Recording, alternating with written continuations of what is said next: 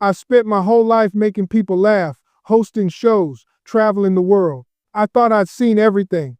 But man, when I went to Dubai, when I sat down with Muslim brothers and sisters, something hit me different. And I got to share this with you because it changed how I see everything. Now, I know what you're thinking. Steve, what are you doing? Stick to Family Feud, stick to the jokes. But hear me out, because what I learned wasn't in no script, wasn't planned. This was real life smacking me upside the head with truth. I'm sitting in Dubai, right? And I'm meeting these Muslim folks, and they're treating me like family. I'm talking genuine love, genuine hospitality, not because I'm on TV, not because I'm famous, because that's what their faith teaches them. And I'm thinking to myself, man, when's the last time I felt this kind of authentic human connection back home?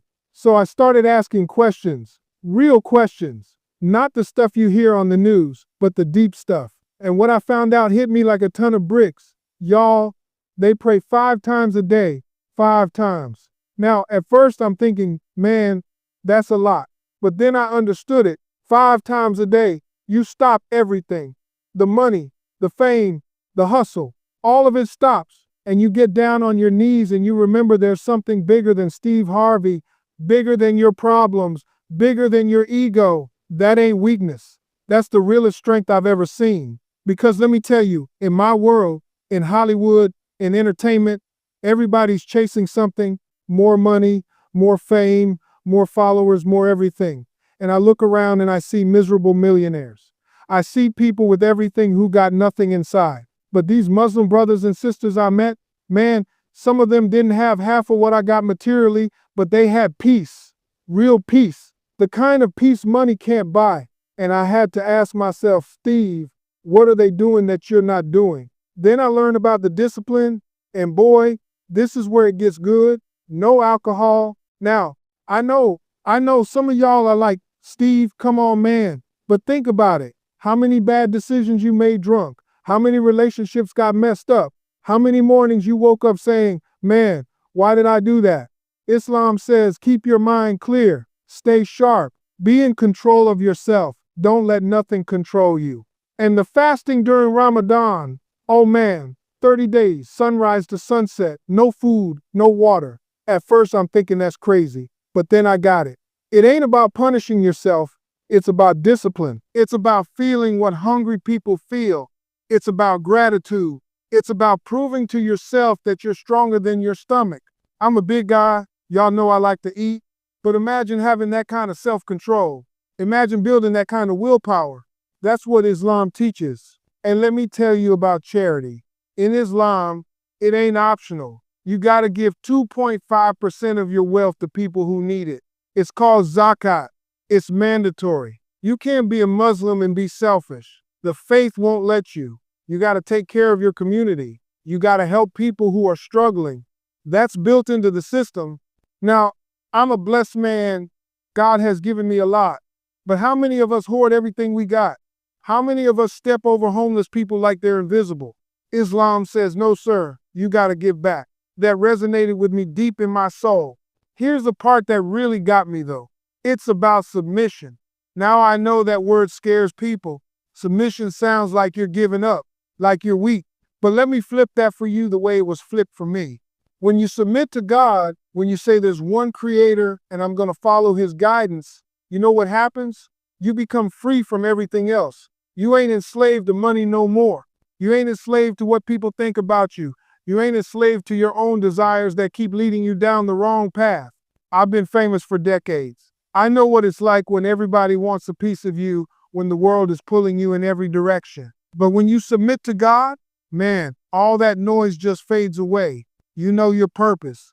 You know your direction. That's freedom, y'all. Real freedom. I watch Muslim families, and they're different. The respect the kids have for their parents, the way the community comes together, the way they take care of their elders. In America, we put grandma in a home and visit on Thanksgiving. In Islam, taking care of your parents is one of the highest honors. That hit me hard. I saw young people with purpose and direction. I saw old people with dignity, respected and honored for their wisdom. And I'm thinking, man, what happened to us? When did we lose this? Now let me be clear about something. I ain't standing here telling you what to believe. That's between you and God. But what I am saying is this: before you judge, before you let the TV tell you what Muslims are about, before you believe the hype and the fear, go meet some real Muslims. Go ask real questions. Because here's what I learned: Islam ain't about checking your brain at the door. It's the opposite. The Quran tells you to think, to question, to seek knowledge. That surprised me. I thought religion was about blind faith, but Islam is about informed faith. Use your mind, study, learn, question everything. That's powerful to me. That's what a real faith does. It don't fear your questions. It welcomes them. And you know what happened when I started speaking about this publicly? Some people got mad. Some people said, "Steve, stay in your lane." But a whole lot more people respected the honesty. They appreciated that I was willing to have a real conversation about something that matters. Because that's what we're missing in America, real conversations.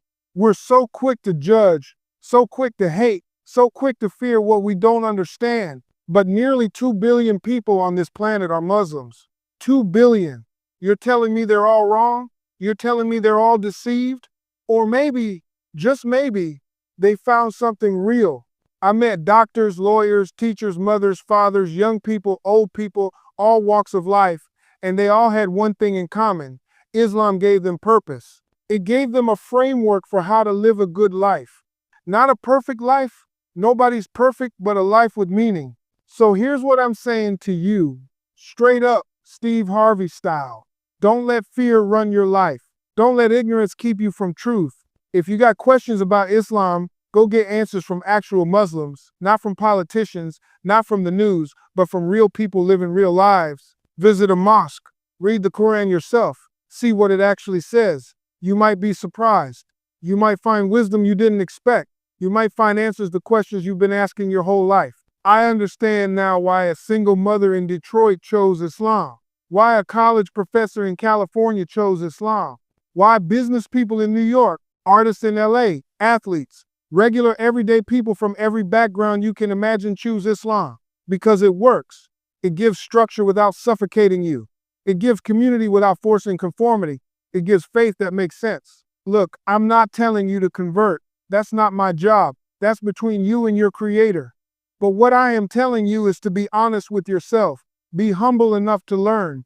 Be brave enough to question your own assumptions. Be real enough to admit you might not know everything. I had my moment of clarity in Dubai, sitting with my Muslim brothers and sisters, and it changed how I see the world.